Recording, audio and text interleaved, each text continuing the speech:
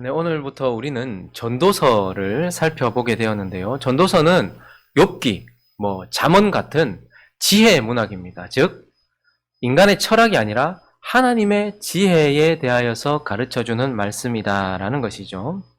그리고 이제 우리는 이 전도서를 시작하면서 아주 반가운 저자를 만나게 되는데 1절은 전도서를 이렇게 열고 있습니다. 한번 읽어볼까요? 1절 시작.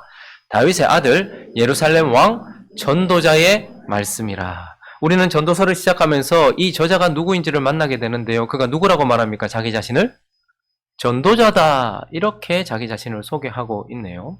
저기 전도자다라고 번역된 저자는 코엘렛이라는 단어인데 칼이라는 단어에서 왔습니다. 우리가 소그룹 세미나 할 때도 칼이라는 단어를 봤죠. 칼은 소집하다, 모으다 이런 뜻이거든요. 근데 그것을 사역형으로 쓰면 백성들을 모으는 자, 백성들을 모아놓고 그에게 말씀을 전하고 설교하는 자, 이런 뜻입니다.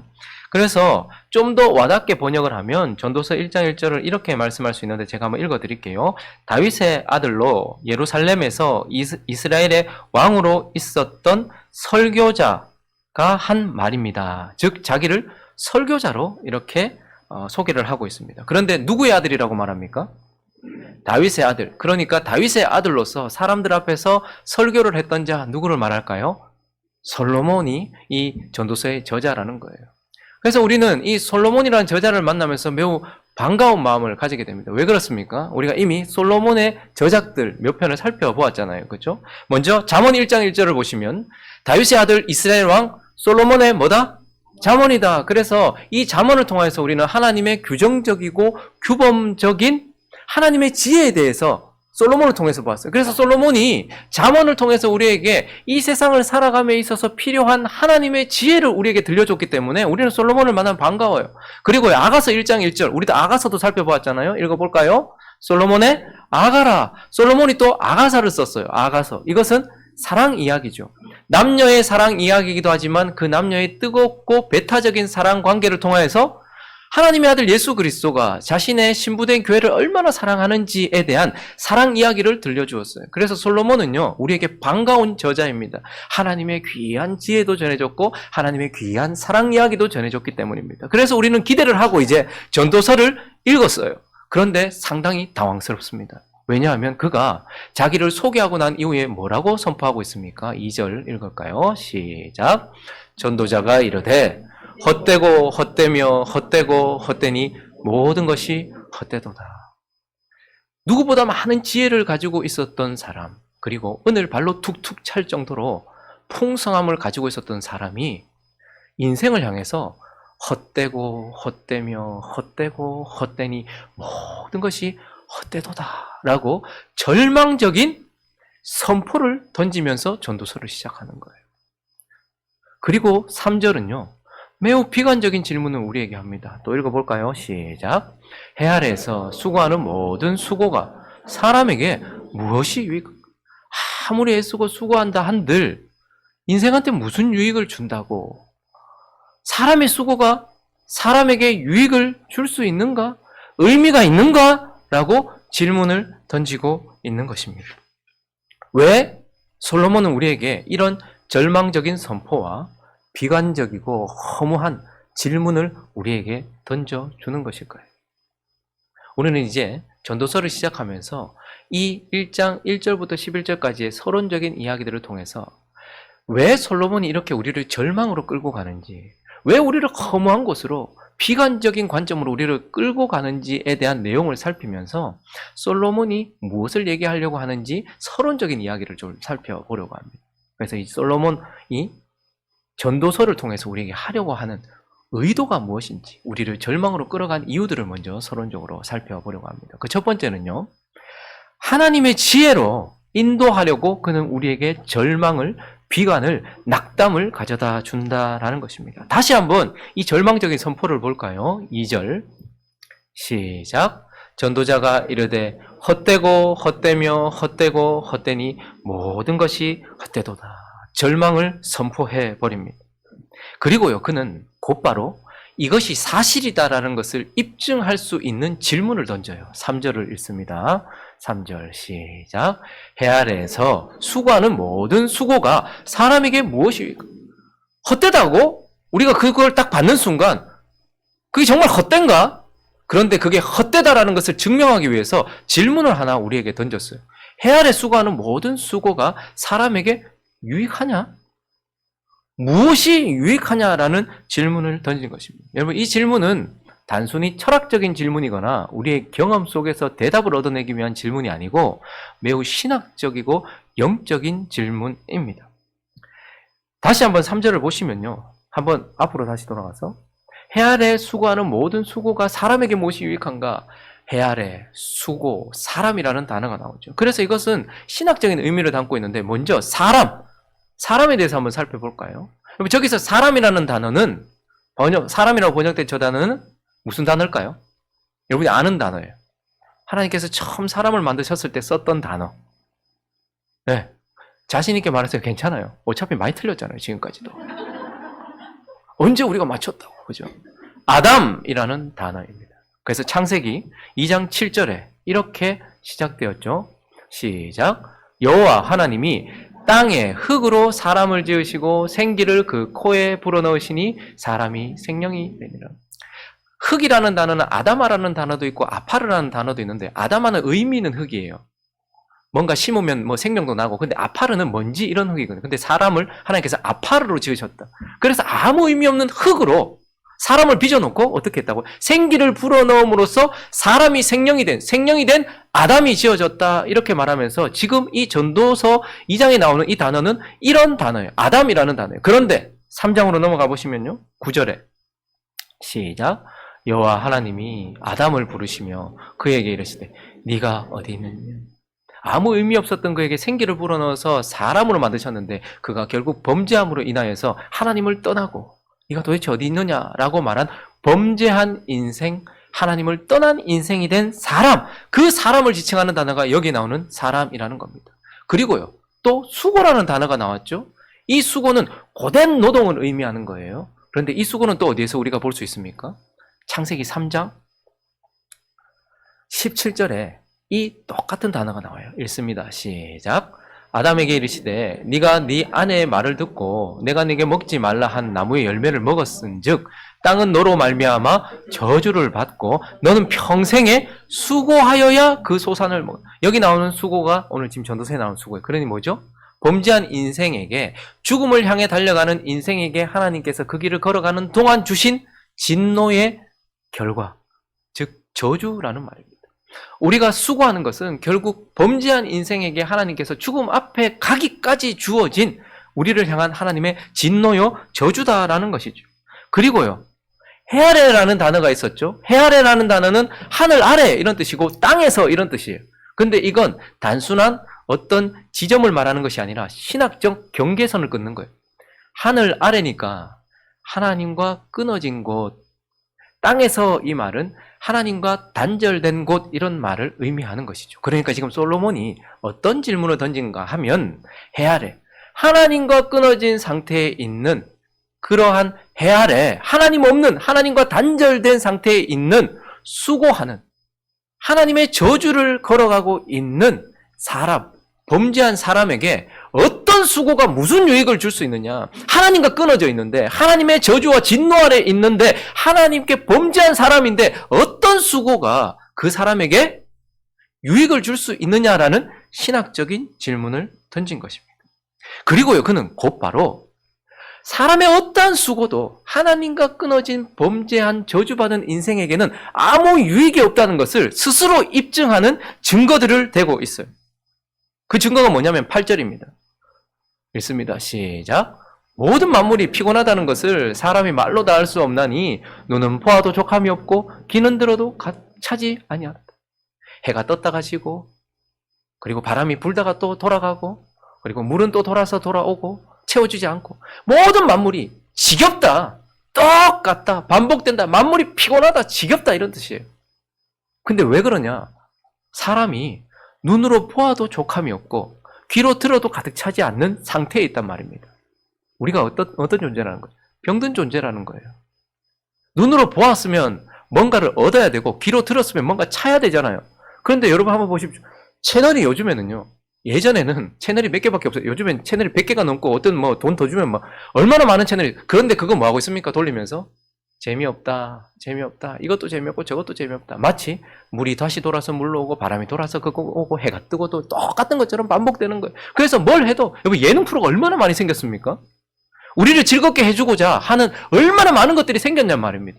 그런데요, 만물이 다 피곤하고 들어도 보아도 만족함도 없고,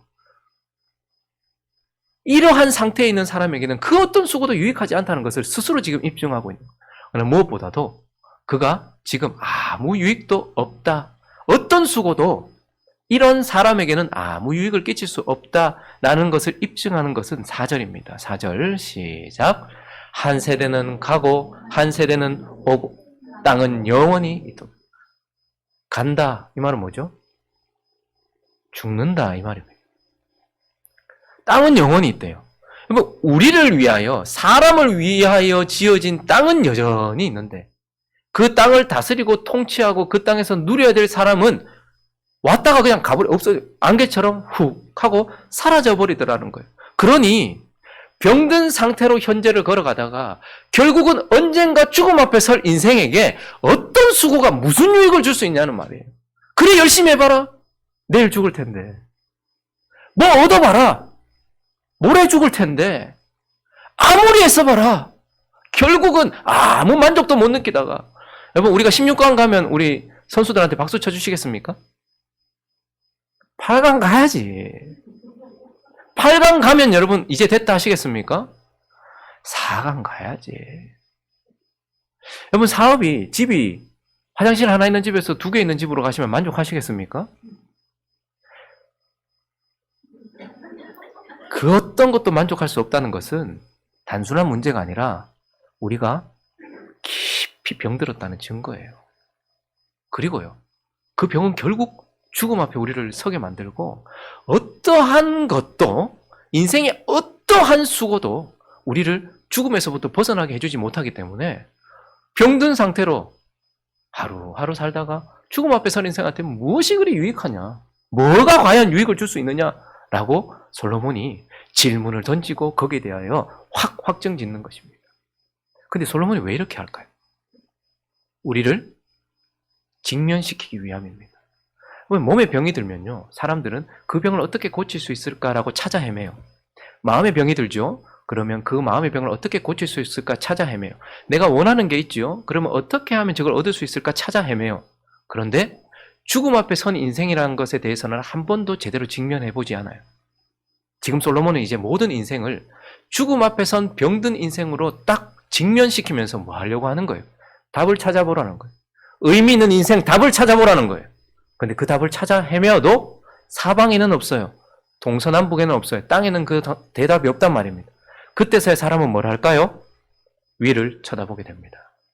그러면 여기에 대해서 답을 가지고 계시는 분이 한 분 계시다면 그 하나님은 우리에게 뭐라고 대답하시는가? 그 하나님의 지혜로 우리를 인도하려고 지금 깊은 절망과 비관과 사실을 우리에게 직면시키고 있는 거예요. 솔로몬은 단순히 우리를 절망시키려고 하는 것이 아니라 그 절망 때문에 우리의 현실을 직면하게 하고, 그래서 머리를 들어 하늘을 보라 하고 하나님의 지혜로 우리를 인도하기 위해서, 이런 인생이, 모든 이러한 인생이 하나님께서 뭐라고 말씀하시는지 그분의 지혜로 우리를 인도하려고 그는 이렇게 우리에게 절망을 가져다 주는 것입니다.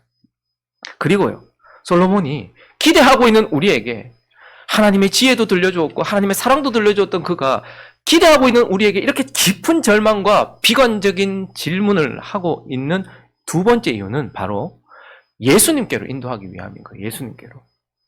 여러분 한번 가만히 보시면요, 그는 사람들이 진짜 헛되고 헛되다, 인생 자체가 헛되다라고 얘기해요. 여기서 헛되다, 헤벨이라는 단어인데 그냥 수증기 이런 뜻입니다.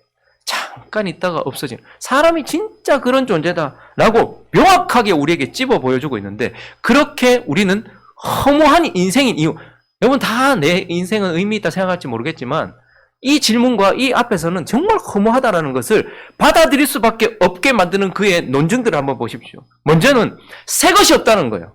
해 아래 새 것이 없다. 새로운 일을 하는 사람도, 새롭게 하는 일을 하는 사람도 없다라고 말하고 있어요. 9절과 10절을 한번 볼까요? 시작. 이미 있던 것이 후에 다시 있겠고 이미 한 일을 후에 다시 할지라. 해 아래에는 새 것이 없나니 무엇을 가리켜 이르기를 보라 이것이 새 것이다 할 것이 있으랴. 우리가 있기 오래전 세대들에도 이미 있었다. 어떠한 인생도 새로운 일을 하거나 새롭게 하는 일을 하지 못한다라는 거예요. 여러분, 많은 사람들이 나 진짜 대단한 거, 뭐 AI 기술을 발견했다. 그러면 새롭다라는 것도 절대적인 것이 아니고 상대적이잖아요. 지금 이 순간 새로운 것이지만 10년 지나면 그 새로운 거 아니잖아요. 그러니까 지금 최첨단 AI 기술을 개발했다라고 지금 뻐기고 있는 사람 앞에 그것과는 좀 다르지만 그것보다는 좀 못하지만 이미 오래전 세대에도 그때는 없었던 새로운 기술들을 발견했어요. 뭔가를 개발해냈단 말입니다. 대단한 건물을 짓고 항만과 수로를 만들고 대단한 도시를 계획해서 그것을 만든 사람들 앞에서도 그들이 그거 만들었는데 벌써 오래전에 이미 많은 사람들이 성도 건축하고요. 수로도 파고요. 이미 건축하던 그 일, 이미 오래전부터 하던 일이라는 말입니다. 어떤 사람은 여기 뭐 컴퓨터를 파시는 분도 있고 뭐 새로운 것들을 막 이렇게 막 누군가에게 보급하는 분들도 있어요. 아, 나는 이거 세상에 없던 거 내가 지금 판다. 그런데요. 그 이전 세대는요. 이것보다 다르지만 그 이전 세대에도요. 그 당시 최고의 거, 뭐 후추, 뭐 비단, 그 당시 없던 것들 파는 거예요. 장사하는 사람 새로운 거 하는 줄 아십니까? 다 옛날에 하던 일이에요. 뭐 만들고 개발하는 사람 새로운 거 하는 줄 아십니까? 다 옛날에 하던 거예요. 뭐 앞에서 가르치는 사람 새로운 일 하는 줄 아십니까? 다 옛날에 하던 거예요. 이거 다 새로울 거. 해 아래는 새로운 일이 하나도 없다. 동시에 새롭게 하는 일도 하나도 없다는 거예요. 그래서 사람이 바뀌었냐는 거예요. 네가 지금 만든 그 기술이, 네가 만든 그 도시가, 네가 만든 지금 네가 개발한 그것과 네가 만든 그 생각과 이 모든 것들이 사람을 새롭게 하거나 뭔가 세상을 새롭게 했냐? 하나도 새롭게 하는 일도 없다라고 인생이 그렇게 허무하다라고 말하고 있는 것입니다. 또 하나는요. 기억됨도 없다라는 거예요. 인생이 너무 허무한 이유는 새로울 것도 새롭게 할 것도 하지 못하는 인생이지만 기억되는 것도 없다는 거예요. 11절 읽어볼까요? 11절 시작.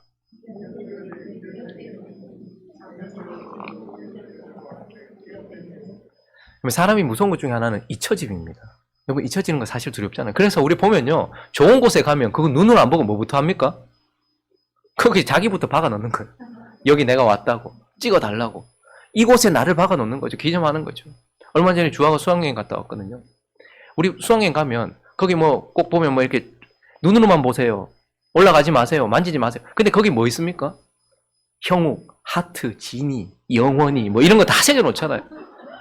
잊혀지는 거 싫어가지고 어떻게든 남고 싶어서 자식의 마음에 남든지 누군가의 기억에 남든지 이름을 남기든지 남기고 싶어요. 근데요 참으로 안타까운 사실은 그렇지만 남지 않는다는 것이고 그런데 착각하면서 살아요. 나는 오래도록 남을 것이다. 잊혀지지 않을 것이다 라고 생각을 합니다. 여러분 저는 사실 그렇게 많이 듣진 않은데 1966년도에요. 비틀즈. 여러분 여기 비틀즈 세대. 비틀 좋아하시잖아요. 그죠? 근데 거기 존 레논이라는 사람이 1966년도 3월 4일 그 영국 런던 일간지에 이렇게 기록했던 게 있어요. 제가 한번 읽어드릴게요. 기독교는 사라질 것이다. 그것은 점차 잊혀져 없어질 것이다. 나는 이 사실에 대해 논증할 필요를 느끼지 못한다. 내 말은 옳으며 나는 그것을 증명해 볼 것이다.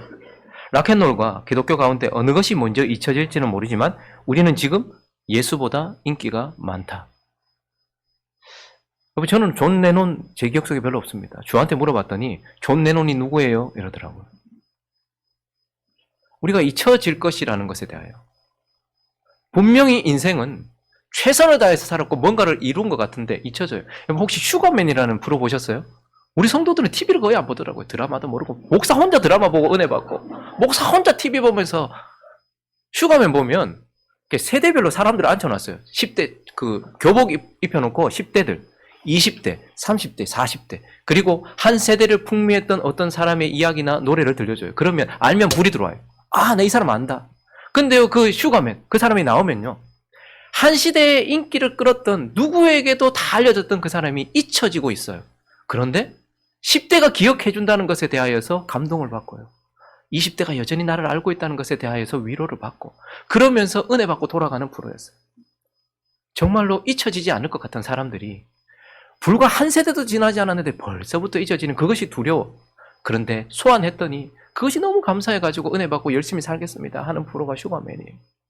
그 누구도 이름을 계속 남기거나 잊혀지지 않는 사람이 없다는 말입니다. 그러니 인생은요, 병든 상태로 현재를 살아가다가 언젠가는 죽음을 만나게 되고, 그런 인생이 결국은 헤아려서 새로운 것을 하거나 새롭게 할 것도 하지 못한 채 잊혀져 버리니 그것만큼 허무한 인생이 어딨냐, 헤벨 아니냐라고 말하고 있어요.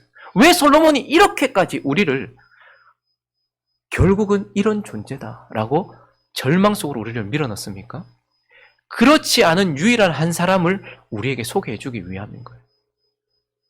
새로울 것이 없고 새로운 일을 하지도, 새롭게 하는 일을 하지도 못했던 모든 인류 가운데 유일하게 새로운 일을, 헤아려서 새로운 일을 하신 분, 그리고 새롭게 하는 일을 하신 분이 누굽니까? 예수 그리스도십니다. 짧은 33년의 삶을 사셨지만 그는 헤아려서 하나님의 말씀을 성취하고 율법을 완성하는 일을 하셨던, 그 누구도 하지 못했던 새로운 일을 하셨고, 그분은 죽음을 통하여서 죄를 사하는 새로운 일을 하셨어요. 누구도 하지 못했던. 그리고요, 그분이 십자가에 달리시면서 하나님의 저주 아래서 심판을 받으심으로, 그분은 말씀이시잖아요.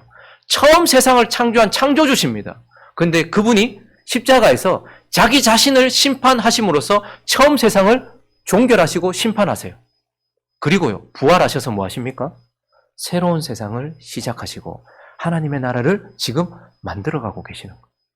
새로운 일을 하시고 새롭게 하는 일을 하고 계세요. 그래서 지금 저와 여러분이 하나님의 백성이 되어서 하나님의 자녀로 새로운 삶을 살아가고 있도록 하신 분이 그분이십니다.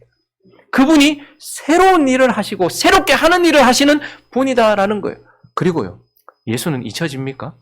예수는 결코 잊혀지지 않습니다. 누가복음 22장 19절에 보시면 예수께서 우리에게 이런 부탁을 하셨어요. 읽습니다. 시작. 또 떡을 가져 감사기도 하시고 떼어 그들에게 주시며 이르시되 이것은 너희를 위하여 주는 내 몸이라 너희가 이를 행하여 나를 기념하라. 이제 곧 이 만찬 이후에 찢겨진 떡이 되시고 부어지는 포도주가 되실 그분께서 이것을 기념해서 나를 기억해라.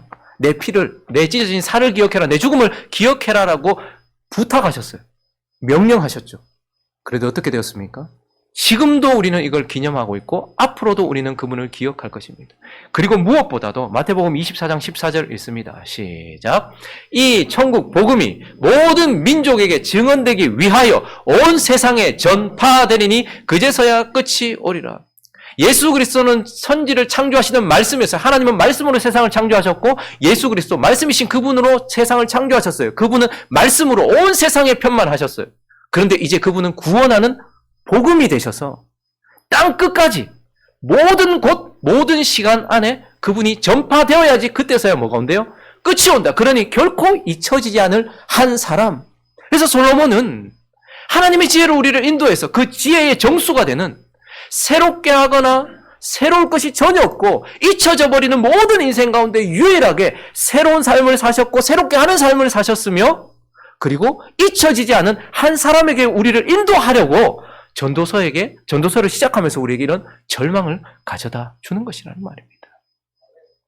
그리고 왜 솔로몬이 결국 이렇게 우리에게 절망을, 낙담을 주면서 메시지를 시작하는가? 그 이유는 바로 의미 있는 삶으로 우리를 인도하시려고, 우리를 그렇게 의미 있는 삶으로 인도하려고 하는 것.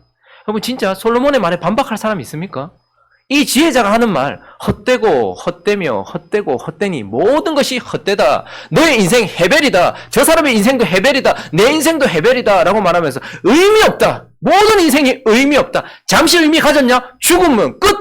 잊혀져 버리면 끝. 의미 없다. 이렇게 말해요. 그런데 우리는 성경 속에서 의미 있는 인생들을 만나보고 있습니다. 의미를 찾은 인생들을 만나보고 있어요. 근데 그 모든 인생들이 다른 삶을 살기도 했고 다른 지역에 살기도 했고 짧게 산 사람도 있고 길게 산 사람도 있지만 딱 하나 같은 공통점을 가지고 있는 것이 있어요. 뭘까요? 그 의미 있는 인생이 그 예수 그리스도를 만났다라는 거예요. 예수를 만난 인생들은 다 의미를 찾았다라는 거예요. 사도행전 9장으로 가볼까요? 15절 있습니다. 시작. 주께서 이르시되 가라. 이 사람은 내 이름을 위하여 이방인과 임금들과 이스라엘 자손들에게 전하기 위하여 택한 나의 그릇이니. 바울의 이야기입니다. 그냥 그렇게 살다가 교회 핍박하고 끝난 인생, 헤벨 같은 인생이었는데 그가 다메섹 도상에서 찾아오신 예수 그리스도를 만남으로써 어떻게 됩니까? 그 예수를 담은 그릇이 되고 그 예수의 생명을 담은 그릇이 되고 예수 그리스도가 부어지셨던 것처럼 그 생명을 부어주는 인생이 되고 그래서 복음을 유럽으로 그리고 전 세계로 전파하는 의미 있는 인생이 되었다라는 거예요. 예수를 만난 인생이 의미 있는 인생이 되더라라는 것을 우리에게 말해주고 있고 새롭게 하는 인생이 되더라라는 것을 우리에게 말해주고 있어요. 그런데 이렇게 거대하고 거창한 사역하는 사람만 의미를 가집니까? 마태복음 10장 42절 있습니다. 시작. 또 누구든지 제자의 이름으로 이 작은 자 중 하나에게 냉수 한 그릇이라도 주는 자는 내가 진실로 너에게 이르노니 그 사람이 결탄코 상을 잃지. 제자의 이름, 예수 그리스도를 만난 사람으로서 이름도 없고 저 작은 사람에게 뭐 하나? 냉수 한 그릇 준 것도 의미 있는 행위가 되게 하시고 상을 받을 행위가 되게 하시는 그러한 인생이 되어진다라고 말해요.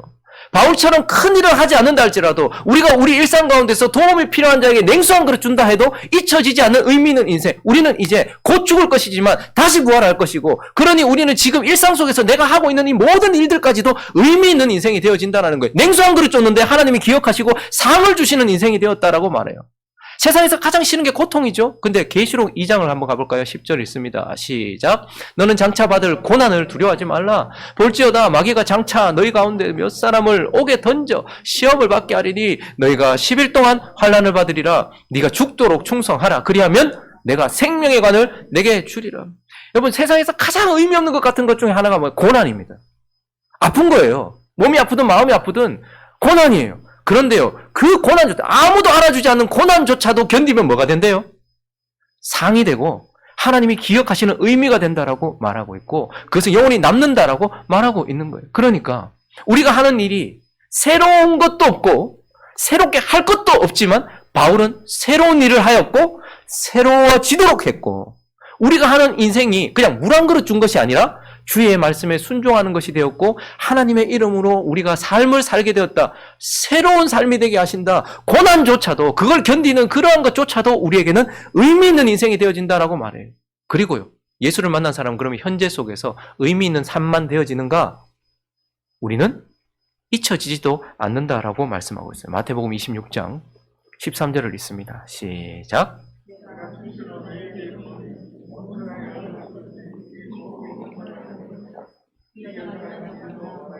그를 기억하리라. 복음은 온 천하에 모든 시대에 전파될 것입니다. 예수 그리스도의 이름은. 그런데 그 예수 그리스도의 자기의 가장 귀한 것을 부은 자, 예수 그리스도의 몸에 가장 귀한 것을 흘려보낸 자, 지금도 그의 몸된 교회를 위하여 우리의 삶을, 우리의 물질을, 우리의 기도를 흘려보내는 자는 그 행한 일과 함께 그를 어떻게 한대요? 기억하겠다고 말해요. 잊혀진다, 잊혀지지 않는다? 잊혀지지 않는다라고 하나님 우리에게 분명히 말하고 있습니다. 다니엘서 12장 3절은 이렇게 말하고 있죠. 시작. 지혜 있는 자는 궁창의 빛과 같이 빛날 것이요 많은 사람을 옳은 대로 돌아오게 한 자는 별과 같이 영원토록 빛나리라. 하늘에 빛난대요. 해 아래에 있어서 아무것도 없었던 잊혀지는 인생이 하늘의 빛과 같이 빛날 것이고 이 빛이 영원토록 빛난다라고 말하면서 의미 있는 삶, 기억되는 삶이 되어진다라고 우리에게 말하면서 솔로몬은 우리에게 절망 속에서 하나님의 지혜, 예수 그리스도, 의미 있는 삶을 소개하기 위해서 우리를 절망 가운데 불렀다라는 말입니다. 말씀을 정리하겠습니다.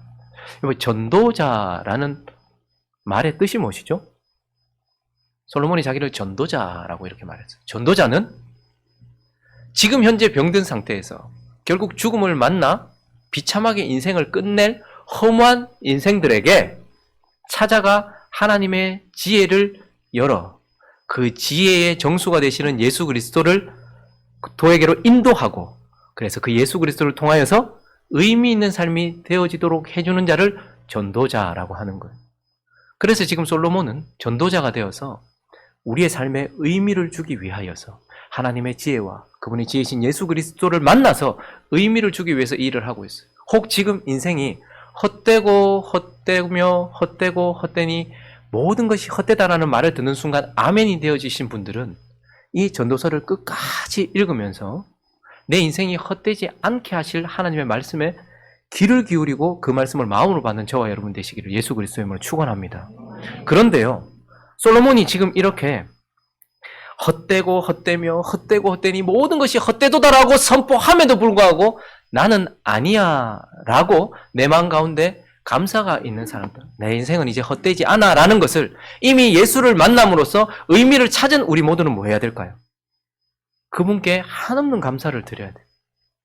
헤벨이었던 우리의 인생을 영원한 의미 있는 인생으로 만들어주신 그분께 감사하고 그분을 찬양해야 되는 것이죠. 그래서 2절을 읽으면서도 그렇지, 근데 이게 과거형으로 되고 지금 나는 아니지 라고 선포되어지는 사람들, 그런 사람들은 하나님께 감사하고 하나님을 예배하는 저와 여러분 되시기를 예수 그리스도의 이름으로 축원합니다. 그리고 여기서 그치면 안 되죠. 솔로몬이 전도자가 되었던 것처럼 우리 또한 헤벨 같은 인생을 살고 있는 자들 옆에서 그들의 절망 가운데 찾아가 하나님의 지혜를 열고 예수 그리스도를 소개하고 의미 있는 삶이 되어지도록 전도자로 그렇게 서도록 다짐을 하는 저와 여러분도 되어야 될 줄로 믿습니다. 오늘 우리가 이 헛되고 헛되며 헛되고 헛되니 모든 것이 헛되다는 그 말에 아멘하지 않을 수 있도록 해주신 하나님의 은혜에 감사했으면 좋겠고, 그리고 이것을 더 풍성히 내 인생이 그래 허무했지, 이랬지, 그러나 그렇지 않지 라는 것에 감사하고 하나님을 찬양하고 나도 전도자로 이 시대를 살겠다라고 다짐하는 시간 되시기를 예수 그리스도의 이름으로 축원합니다.